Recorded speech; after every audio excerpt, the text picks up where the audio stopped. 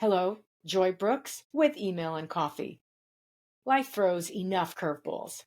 We don't need our own productivity to be in the way. Join me and Lisa Heintzelman as we navigate the landscape of productivity. Let's get real about getting things done. And now, Lisa Heintzelman. Hello, Joy Brooks with Email and Coffee. Today I'm speaking with Lisa Heintzelman, and she's about to tell us a little bit about herself. Go ahead, Lisa. Hi there. I'm Lisa Heintzelman with Illuminations Consulting, coming to you from Harrisburg, Pennsylvania. And as a business sales and leadership coach, I'm investing my time and energy in empowering individuals, teams, and organizations to be successful. So I work with service-based, relationship-based entrepreneurs and business owners who are passionate about why you do what you do, great at your crafting your specialty, and need to figure out all things business, marketing, and sales. So I support you in developing a strategy and competitive edge to think about the problems that you solve, the value that you bring, and why do business with you. That all drives your marketing and your sales process. So you're providing the opportunity for your customers to buy and your clients to engage. Why? Because they don't want to be sold to. So, how are you being consultative in your practice, leading with the problems that you solve and the value that you bring, rather than turning transactional with your products and services that leaves way too much opportunity and dollars on the table? I welcome the opportunity to chat. We're going to talk about productivity today, which is one of my favorite topics. And I welcome the opportunity to connect with you. I hang out on LinkedIn, Alignable, and Facebook. Cool. Thanks so much. That was a lot of information. And productivity is my pet peeve, only because no matter what we're doing, somebody else is telling us we should be doing something else. Oftentimes, we're doing 5 things at once. A lot of times, things get lost in the shuffle, and sometimes we just totally burn out. So, some of the things that start us off with is how we think about our day. It's Sunday, we're relaxing, and sometimes if we work from home, sometimes we may look at our journals, our books, and see, what's going on for Monday. So that and generally do this every day. It's Tuesday, what's going on Wednesdays, these types of things, just to get an idea of what we're doing. But some of us are all over the place. So Lisa, talk a little bit about getting ourselves together just for the day. Sunrise, hello. Right. One of my tips about getting us ready for the day is thinking about it in a meaningful and purposeful way of what is it that we are investing our time and energy in. And one of my big tips of a day is to open up all the documents and correspondence related to your day. So if you have meetings or you're working on a project and you've put each of those different activities into the day, then have yourself prepared for the day with everything that you need. That way, as you're working through your day, you can do the next steps related to each of that. And the best thing is at the end of the day, when you've shut down websites you have open and documents that you have open, that you have had that sense of accomplishment and you know where to pick up the next day, or if some of the next things happen on Friday or whichever day that it is. So being meaningful and purposeful about why and how you're planning your day and having all your resources and tools available to you, I think is a powerful strategy. Yeah, like sometimes we try to take on too much. So um, many times, maybe we'll go down a rabbit hole. Maybe, we'll just get lost in the moment. It's sort of, you have to stay focused, right? And how does that work? I mean, what are the types of things that people can do to pull themselves back from shiny object syndrome? I think that all of that really starts with your strategy. And I know sometimes we say ugh to strategy, but think about it from this aspect. What is your why? What is your purpose? What is your vision? What do you want to become? Why are you doing what you're doing? Why and how are you investing your time? And when we think about that from that big picture, and then we think about it from our personal, professional, business, organizational goals, it really helps to drive our decision making about why and how we're investing our time and energy on a daily, weekly, monthly basis. And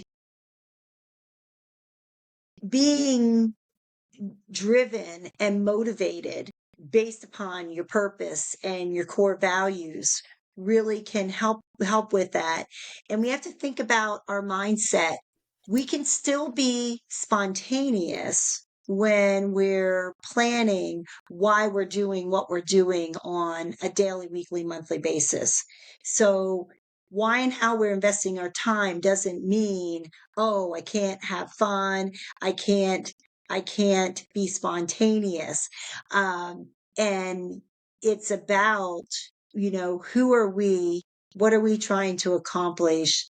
And what's meaningful and purposeful? Yeah, it's sort of like using her own brand voice to say, no, not right now. And, jotting it down. Now, maybe it's next week, maybe it's tomorrow. Sometimes we are our own worst enemies. So how, I mean, is there some sort of a hack or process or, that allows us to be flexible with our time? Like we we will destroy ourselves by overscheduling. But in the Right. meantime, sometimes things need to get done. Sometimes stuff happens. So you know, how does the emergency work alongside its due tomorrow work? So there's a couple of things around being proactive, and before we jump into being proactive, I want to let us think about the difference between being reactive and being proactive. When we're reactive, we're letting things happen by happenstance, and it makes us hurried, and it's a hassle, based upon our phone interrupting us and having notifications turned on when we might want to be really focused in why we're doing what we're doing. That doesn't mean that your family, friends, or clients or other individuals shouldn't necessarily be allowed to stalk you down when they really need you.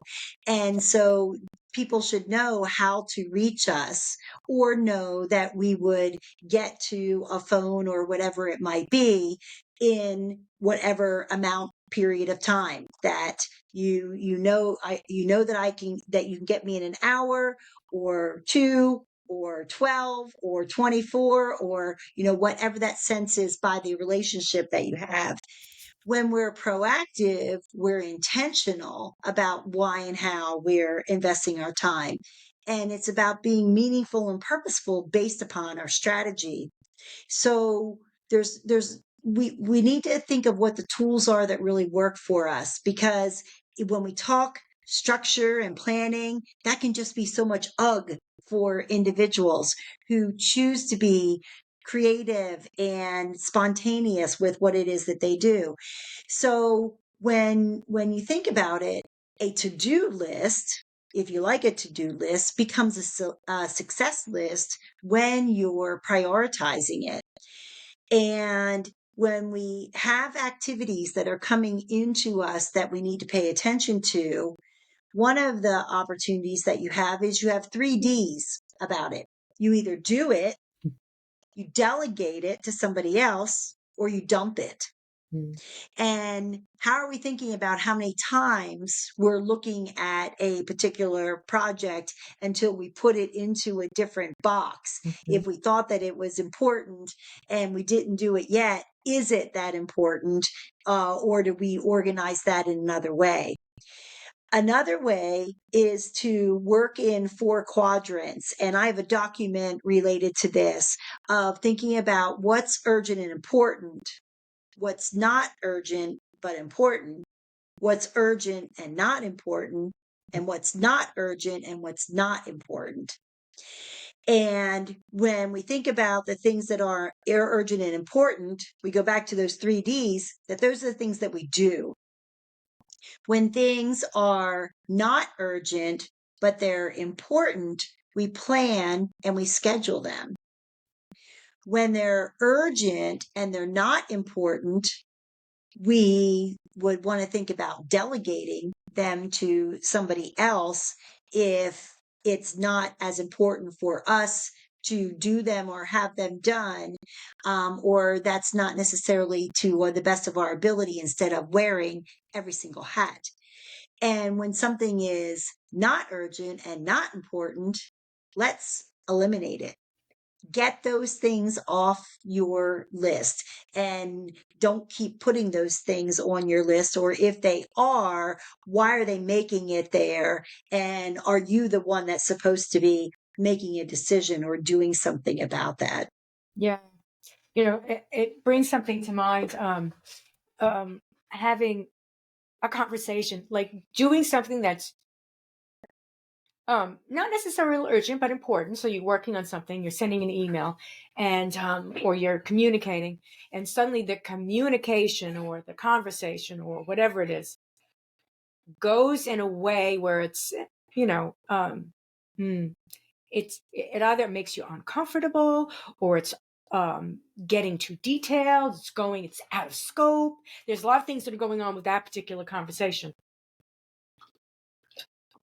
and it becomes like an hour of what should I do about this? Like sometimes you put it, say, okay, you know what? This is urgent, so I need to get it done. This side conversation came out of nowhere. It appears to be urgent, but it's probably not. Like you need to be able to uh, get your emotions out of a particular situation. At sometimes you need to take stock, go back to basics, and say, "This came out of nowhere.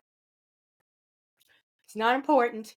It's not even urgent, but it's in the conversation. So I'm going to put a pin in it." And you have to construct an email or have the conversation to be able to say, this may be something you'll either delegate or dump. You may end up coming back and saying, it's out of scope. I can't do this. We can schedule it. We renegotiate. We can do a number of things. Happens a lot, and people don't always know how to handle that. Have you, I know it's out on the spot, but sometimes it can really be like the bummer of the day, and it can get you Hmm. emotionally off balance. Right, And right. sometimes your emotions are your worst, um, like productivity rabbit holes, because suddenly you're spinning wheels. Have you, do you do like the instant time to break, 15 minutes? Time out. Do you do things like that? Do you recommend things like that? What do you recommend when something gets hot and you need to look at it? Well, so one of the things that crossed my mind while you were talking was the part about saying yes to everything rather than deciding when we say no specifically to something, and also getting back into that is it not important, and then we save it for another time. I think that those are some really important aspects. um some of the things that lead to why and how we're investing our time, and the things that come at us also go with, again, is it a priority? How important is it? And also thinking about it related to your business goal and how it relates to how you're working in your business, the productivity aspect, and how you're working on your business, the planning that you're doing related to your branding, your marketing, your sales, your product development, your focus on the future.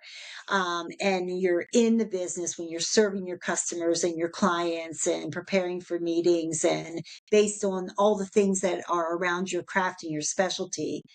Um, and so I think again, we have to be very, very cognizant of our why and our strategy related to our vision and our core values and our mission that drive that decision making every day, in why and how we're investing our time, and thinking about how are we thinking and planning, how are we implementing and taking action, and how are we reviewing and reflecting as we're working in and on our business. And one of my questions I ask around or comment about is, are you busy, busy, or are you busy, business, in your business? Right. One of the one of something that came to mind is protecting your calendar, protecting your time, right? And that's important because, as I said, things happen all the time when you're having conversations. You'll have a conversation and somebody say, "Oh, could you do a report?" It's like, yeah, I could do a report. But, we're not talking about reports. Yeah, but I'd really like to see a report, and they go off on a tangent. Now, a report is a valid thing, but it's something else. And reporting, whatever type of reporting, normally takes a little bit of analysis, and then it takes layout, and then it takes proofing, takes a little bit of thought, presentation. Reports are some amount of time. So how how do you suggest we protect our calendar or our time? Like, what are some I tips I and love that you said protect our calendar. I wrote a blog about protecting our calendar. And I had a couple topics that I explored throughout that blog, beginning with how we're thinking big picture based upon our why and our purpose, as I mentioned earlier, and also thinking about it personally, professionally, business, organizationally. And and and and and what is it that you aspire to be?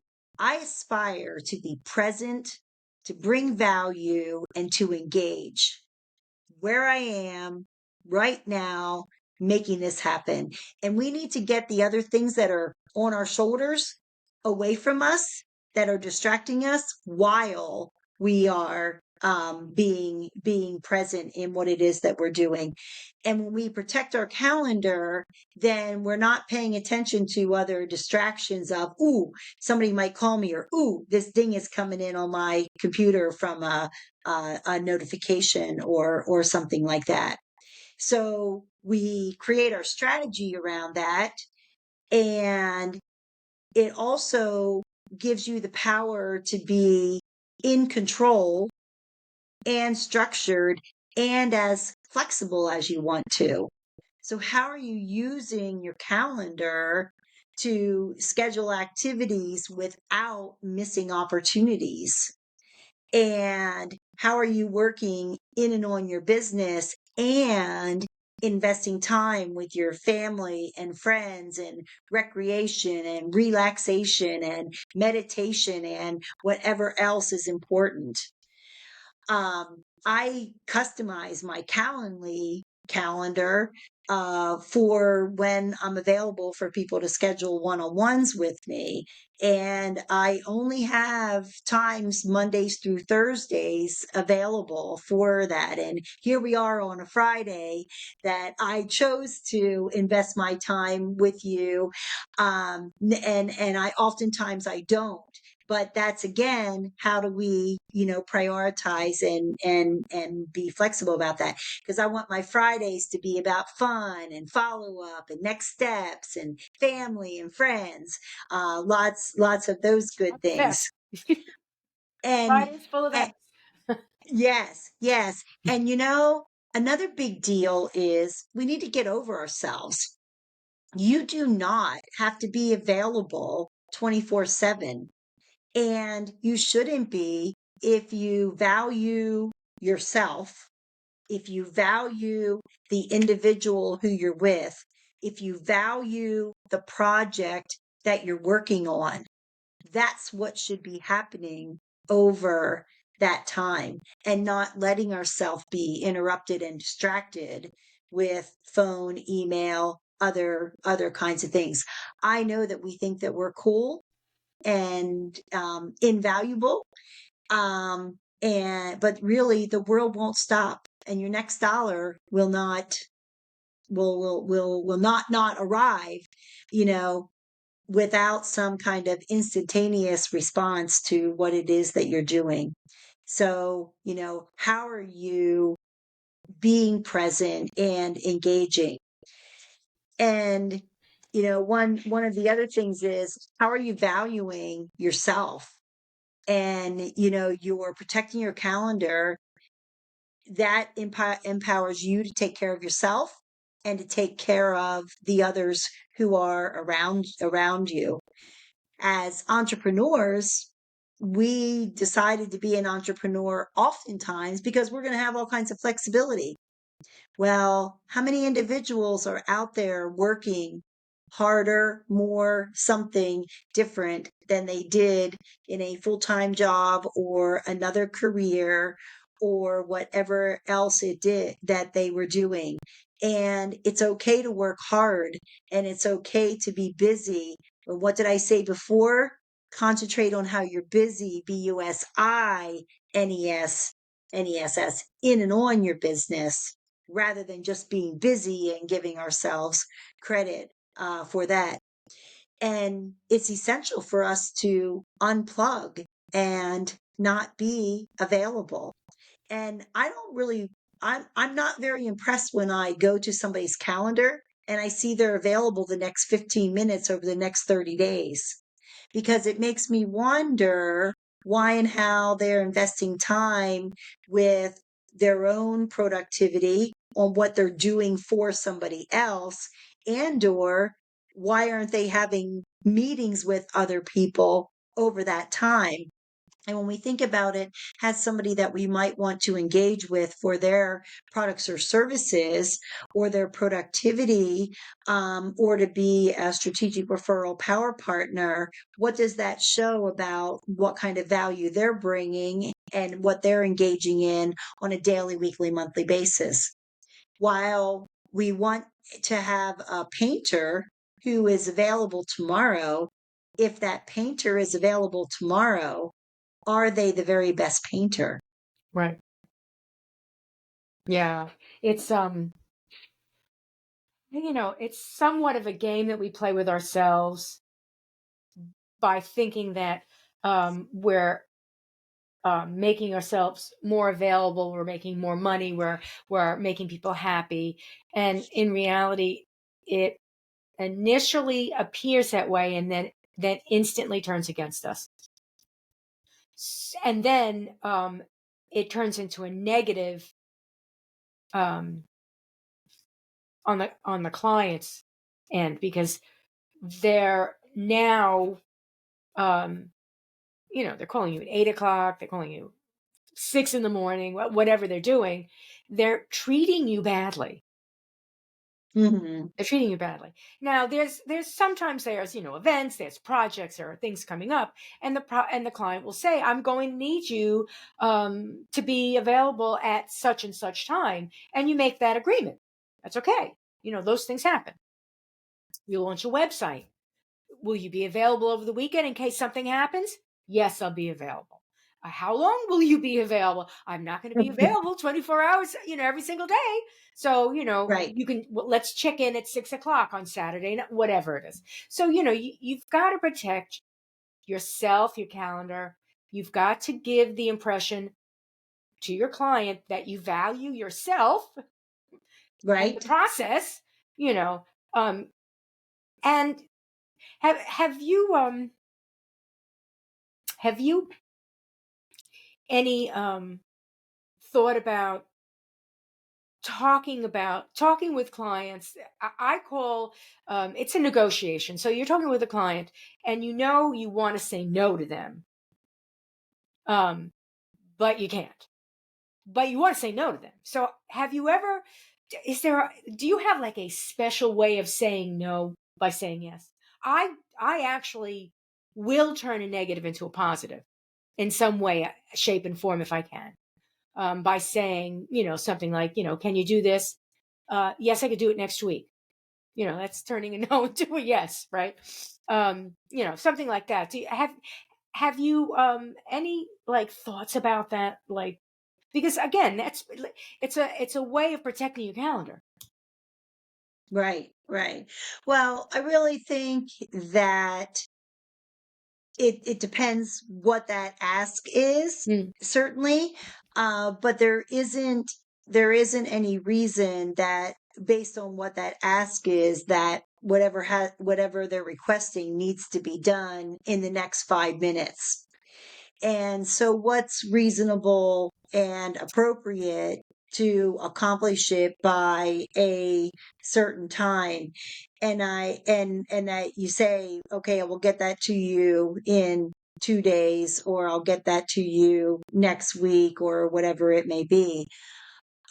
Especially when you have long-term clients, how are each of those interactions setting the tone for the next interaction that you have, that even helps them with being a bit more proactive and a lot less procrastinating in preparation. Because of the work that I do for and with my clients, if they're preparing for a meeting or they're writing a blog and I'm reviewing the preparation for the meeting, or the blog before it goes out, or the scope of work before you present it to a potential client, or you're planning for um, a workshop or a presentation, then for the next time it makes it easy to get that for to me ahead of time. And when I'm working with my clients on a regular basis, I talk with them about in the real life aspect of what's coming up next week, because I want them to be proactively prepared for that. So that also sets a tone for me to say, then work on this and send that to me, which helps with some of those requests overall. And it kind of depends on what your relationship is with somebody. Are you empowering them to do their part of it first prior to what is delegated or presented or given to you to do, from that? Because how are we also setting the tone for them to be successful when we're not looking? right. It's sort of like you're training them so that if you are organized in such a way that they don't constantly take you off your schedule. So you're training Right, them and you're telling them, I'm preparing this. And by the way, this needs to come in on Tuesday. You're not telling them to do it. You're just kindly reminding them it's due on Tuesday. And then you could say, and I'll turn it around for you by Thursday, type of a thing. So you're reviewing, you're training, you're collaborating, but you're moving projects along. You're not right, assuming that they know what's on your plate, even though they were the ones that assigned it to you. Don't do that. in a collaboration or in a Right. project. Do you Right. have like um I don't know, script? Like are there scripts that you recommend, or just what you tell how you tell your clients to prepare themselves for meetings? In other words, this is how you should start. Don't forget to do this. Don't forget at the end. So, is there anything like that comes to mind for a productive meeting? Right. Right. Absolutely.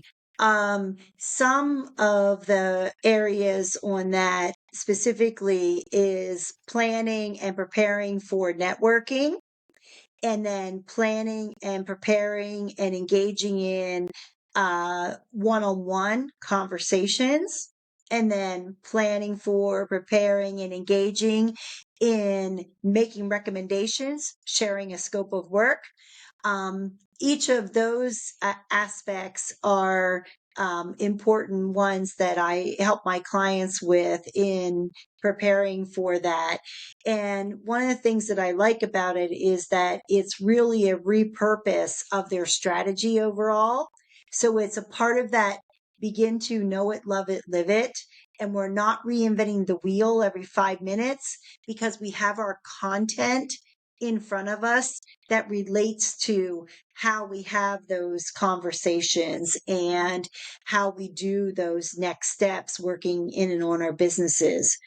I think that conducting and facilitating meetings is essential. Everybody needs to know why we're here, what's going to happen, what's the purpose, and then the facilitation of that, and then our call to action and closing for next steps that, keeps it action oriented for what it is that happens next related to that. A lot of times, we will um, use. Well, we'll have a lot to do, and we'll start with like I don't know, notepad, and we'll jot down some things on a notepad. And then, oh no, this is not good enough. I need to make a presentation. So we go to another tool. And then, oh no, somebody told me that I should be using this. And then you go to, some special tool. Oh, wait a minute. I'll make a spreadsheet out of it. And then you're like all over the place. Right. It's difficult when you've got a brand new project and you're trying to um, begin just outlining it. What tool? Where do I store this? What am I doing? It can get you unfocused, because you'll have a conversation with somebody, and what do you use? And they tell you they use this, and you're like, oh yeah, that's a great tool. Oh, it's so inexpensive. I'll get a subscription. Oh, this is too much for me. I really don't like this. Now you've got a subscription to this tool and you've got some content in it, and it's like, no, it's not. It's difficult. A lot of us find that it's again, the shiny object syndrome. We're all over the Yes. place. It's difficult. Do you sometimes I tell people to use a pad and pen and paper. Right. There's a variety of tools out there that are related to to-do lists and to project management kinds of tools. And the tools are only as good as our strategy around them. And one of the problems is, and I'll just use this as a quick example, that we think about, oh my gosh, I have to go market and I have to do this. So then we quick decide, oh, I have to go make all this stuff happen on Facebook. So I just start going and doing stuff on Facebook. Same kind of thing with what you're talking about.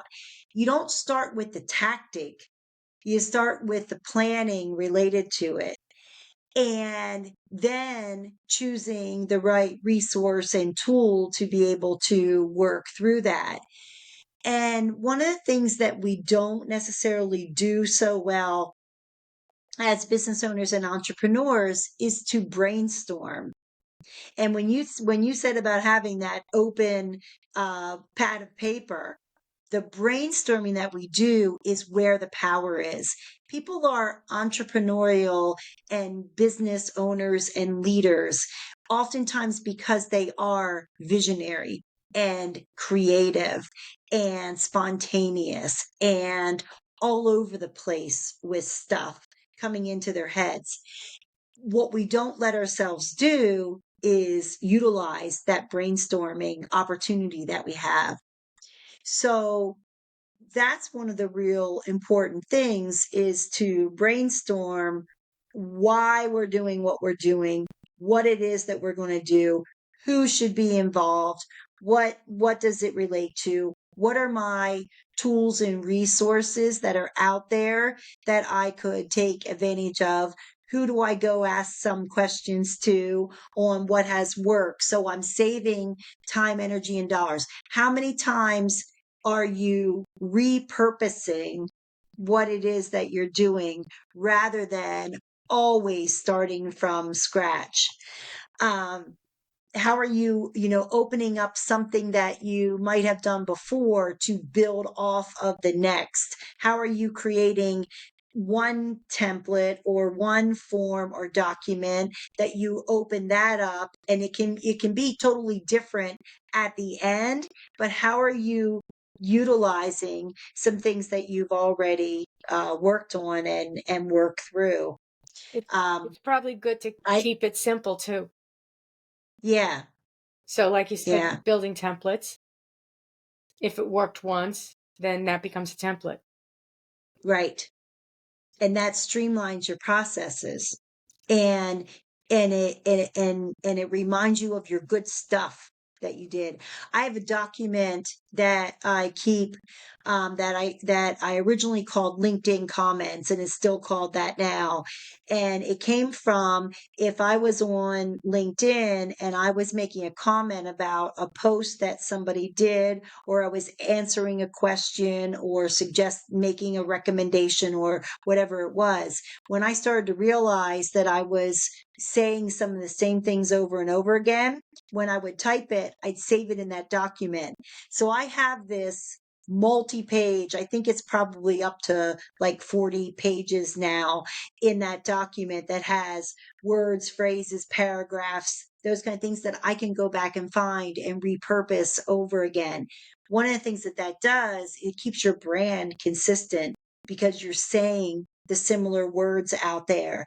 And while we might get bored with some of our words that we're either saying out loud or that we're putting into writing, it's important for us to be consistent because our audiences need to hear it 7 and 10 and 15 and 200 times until they really get the purpose and the call to action behind that.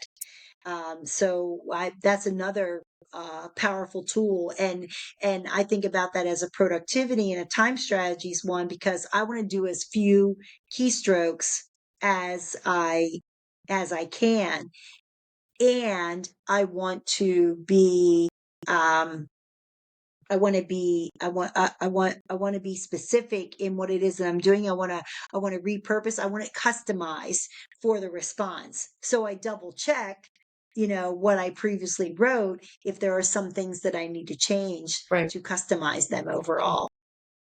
Do do you do you like you we were talking about meditation and mindfulness and things like that. Do you often find that people are either not taking care of themselves during the day or off on like either one, and they can't bring it in focus? And I'm essentially talking about remote people, because here's the thing: when COVID started, I was remote, so I was disciplined. But there were a lot Hmm. of people that suddenly were home and were eating cereal and watching TV when they were supposed to be working. And you knew Right. that because you weren't getting things that you needed, at a timely basis, on a timely basis. So, is discipline something you can rein in? Is it something that you can acquire? Or do you think that some people just never get it?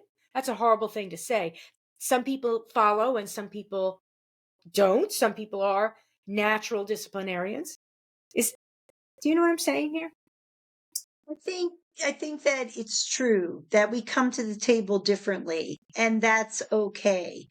And, when I chat with people about time strategies, and notice I say strategies rather than managing, we can't manage time. That's an oxymoron. We can manage ourselves.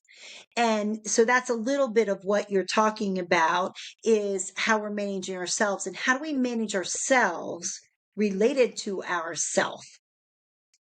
And so do not need to put over expectations on that you must sit and work on XYZ project over a certain amount of period of time.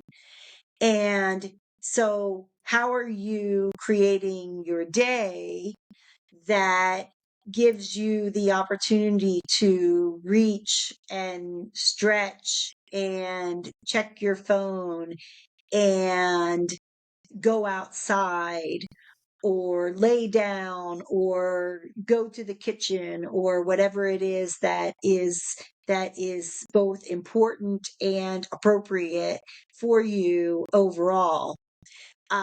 So I think it really relates to personalities and learning styles and all of that. I think that it took some time for individuals to create their space, because it was a quick makeshift of where we were.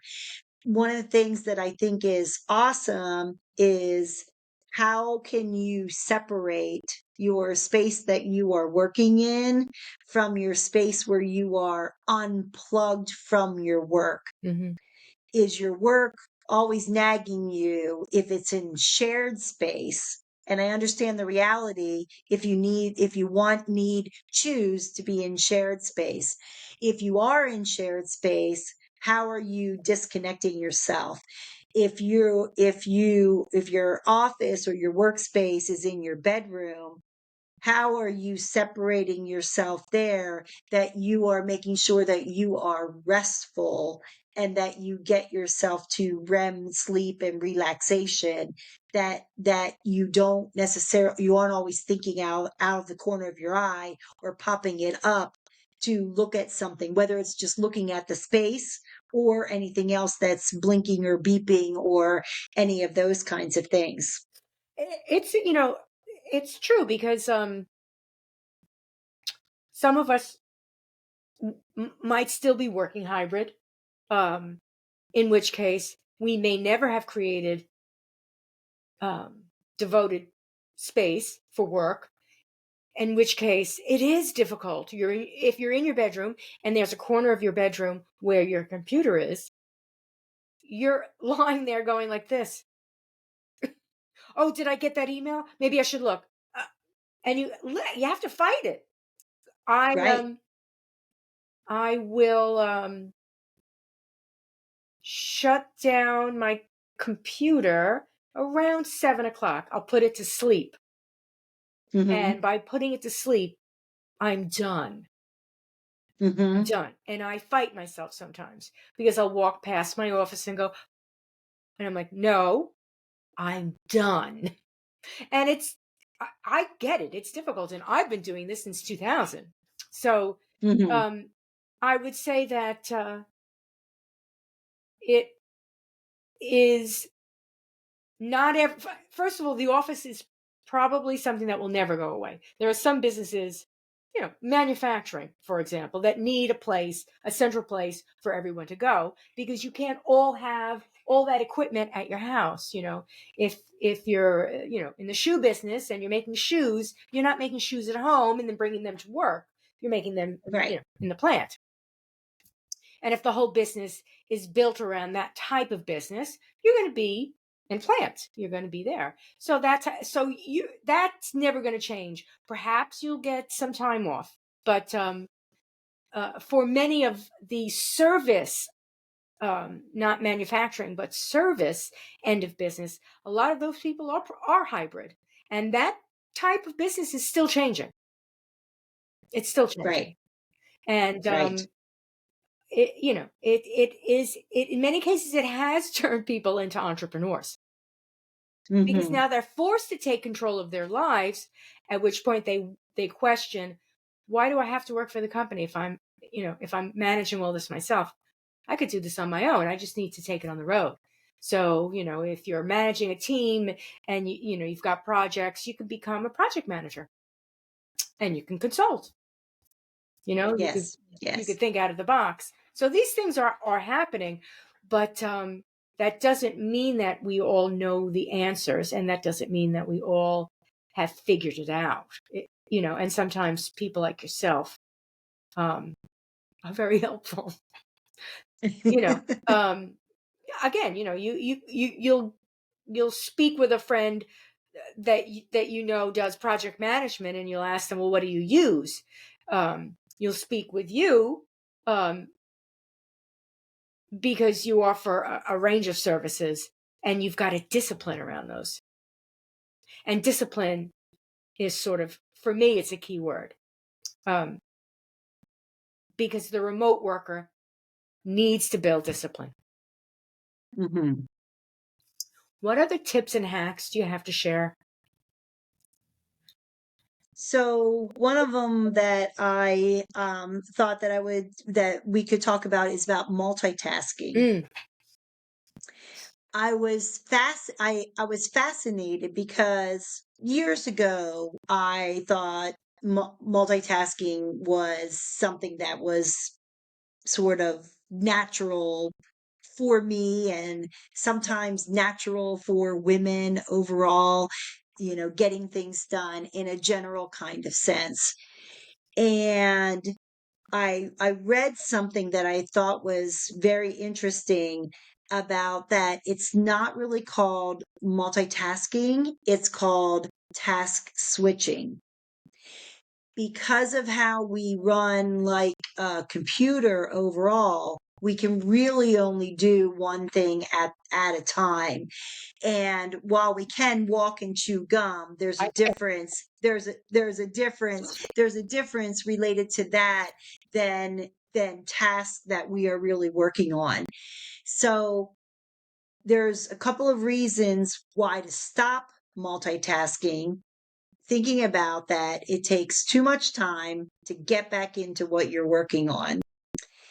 And you need to remember where you were in the process of that task when you get back.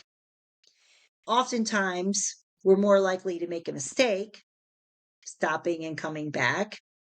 And the more complex that task or unfamiliar, the more time is lost during that. So, are we really saving time, energy, and dollars when we're multitasking? So, thinking about why we should focus on one task at a time, it's about our priorities. And our clients deserve our active, undivided attention. And I say clients, whether we're with them at the time or whether we're doing something for them, if we bounce back and forth, then that's where the errors come in. And, you can accomplish a task the right way the first time when we stay focused with that. You can feel less stressed and more accomplished and really celebrate your results and outcomes overall. So we have to think about how much time, energy, and dollars is multitasking really costing us. yes, absolutely. You can't be in a webinar and be working on a report. You Right. don't get anything from the webinar, and the report will have mistakes in it, right? You'll be reading over one sentence 10 times. And then Yes. at the end, it still will not make any sense. Right. Right.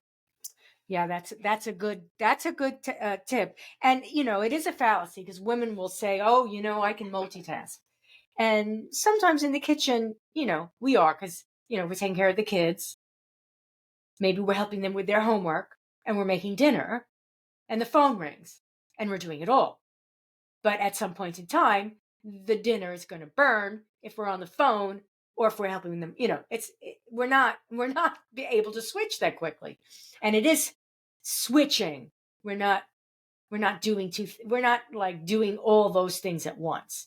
Obviously, Right. you don't Right. have one hand on the stove while you're like adding things with the kids. It's not happening. Right. It's not happening. Right. Um, any other good tasks? I'm sorry, any other good tips? So, yeah, so another thing to kind of think about is how are you accomplishing what you're doing mentally before you really achieve it physically? So, from a mindset standpoint, that you think it completed, and then you do the physical task. And it really goes with some things about goal setting and achieving. When you identify a goal and you set that goal and you think about all the obstacles that and barriers that would hold you back from achieving that, and then if you identify the solutions to overcome those obstacles and create your action steps around it, you've already planned it out in a mental kind of way.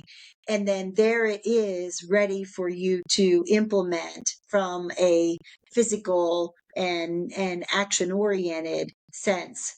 So we declare, we plan, we do, to really make it happen. And I think that those are some things that are important. What are your affirmations related to a goal, or what are your affirmations related to time strategies and productivity? Affirmations are I am statements that you have accomplished it already, what that is. Some of my affirmations related to time and productivity are about I am efficient, I am productive, I am accountable. And so, you work smart, efficient, effective, and productive. You achieve results, personal, professional, business, organizational, and then make sure that you're celebrating often. That's one of the problems that we don't necessarily do as an entrepreneur, to celebrate and reflect upon what it is that we have accomplished, so that we make decisions about doing more of that or whether we change that.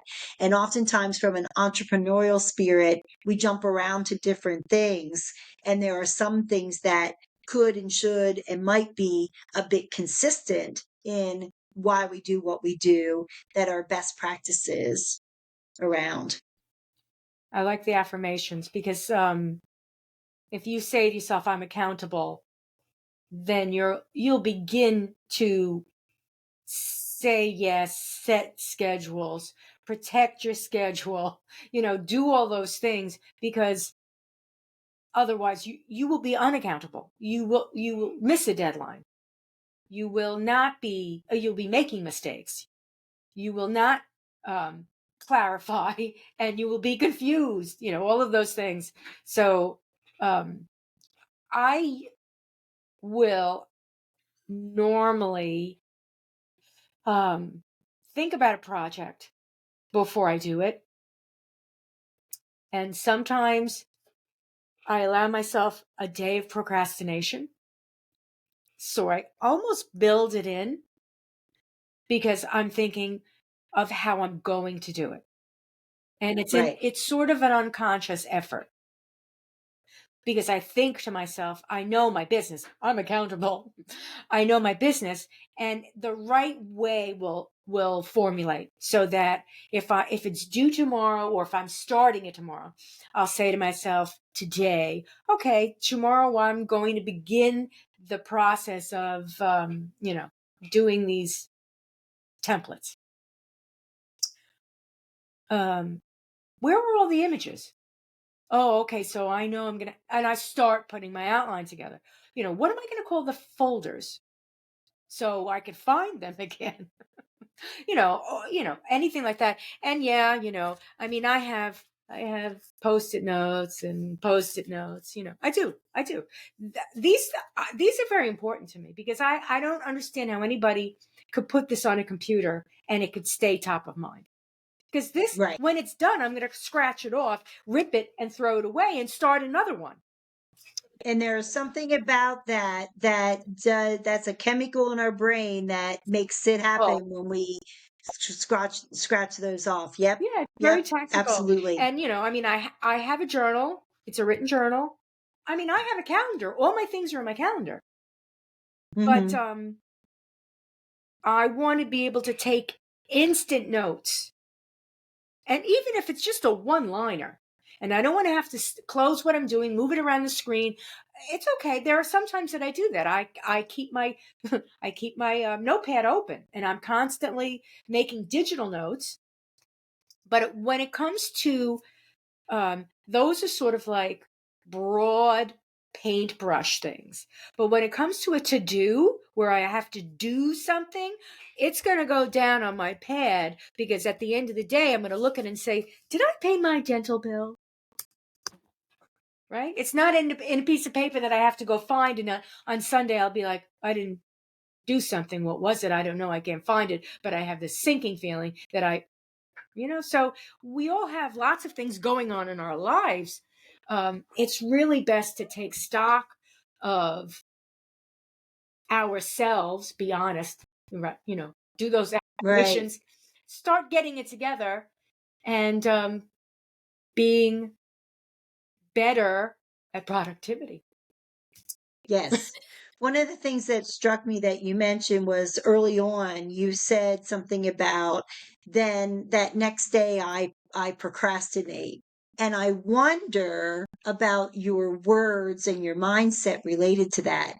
Because as you described it further, that wasn't about procrastinating. That was about being Right. proactive. And that was about planning and each of those aspects. And that's one of the things that I think is such a big deal about time is our mindset related to that and the words and phrases that we do. And some of the words that we said here about protect our calendar, which is a powerful word and phrase that a lot of individuals don't necessarily use and is so much better than planning your calendar and whatever you might be doing with that. One of the other topics I wanted to bring up what is around delegating and subcontracting.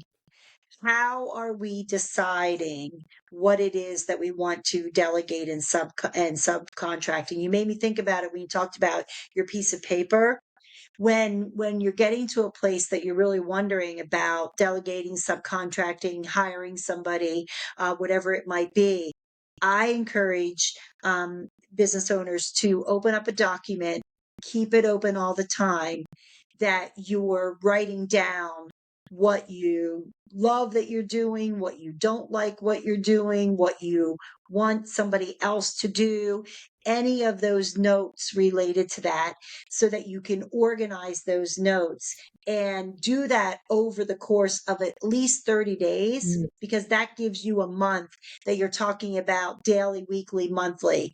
Too many times we implement something for a day and a half and then we say, oh, that kind of sucked. I'm not going to do that anymore, or that didn't do anything for me. When on lots of things, give yourself a good month as you're thinking about it, and especially on delegating and subcontracting, so that you can document your time. That's another piece you can do with it, is specifically document your time. It might be ugly as you do that time matrix or time sample of what it is that you do, but then when you go back and look at it, it's like, wow.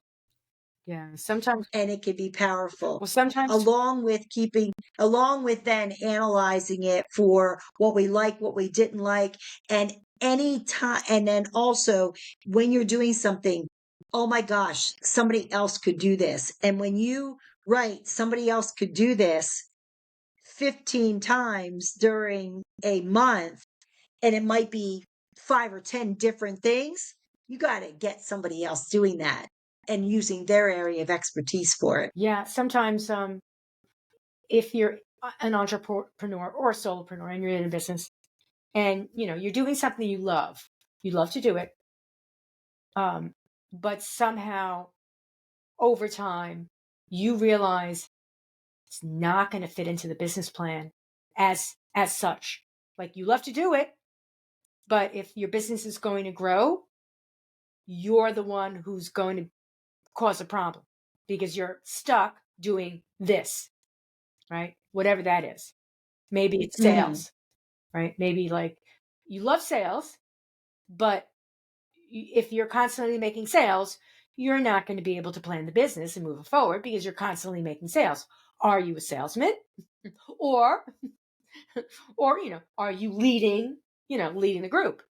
So though what you said, making those notes and then realizing, or at least being honest with yourself, saying, I love to do this, but I'm going to need to delegate a good portion of it if I'm going to grow this business. And this is killing me. How bad is it killing me?